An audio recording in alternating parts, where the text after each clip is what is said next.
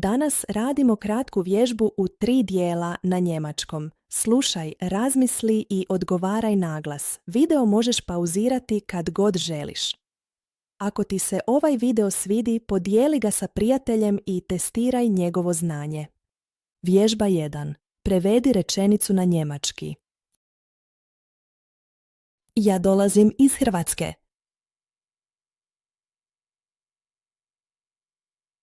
Ich komme aus Kroatien. Radim u bolnici.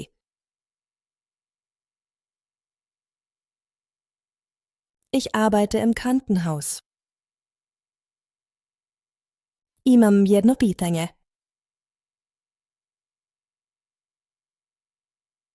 Ich habe eine Frage.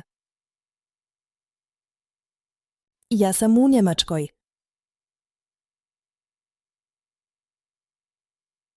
Ich bin in Deutschland. Vježba 2. Dopuni rečenicu sa glagolom u pravilnom obliku. Infinitiv glagola je u zagradi. Točan odgovor je: bin. Ich bin Arzt.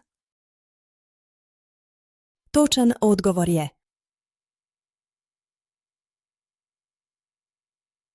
haben. Wir haben heute viel Arbeit. Točan odgovor je: kommt. Kommt morgen nach Hause. Točan odgovor je: spielen. Wir spielen Fußball.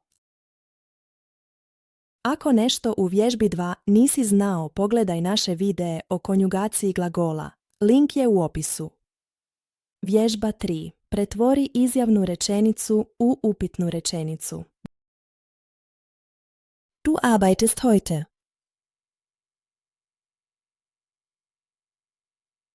Arbeitest du heute? Sie ist Lehrerin.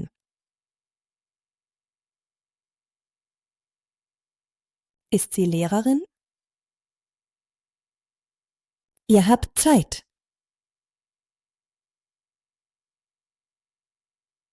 Habt ihr Zeit? Du kommst aus Kroatien.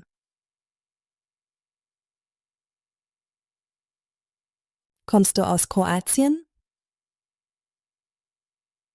Ako nešto u vježbi 3 nisi znao, pogledaj naš video kako naučiti postavljati pitanja na njemačkom. Link je u opisu.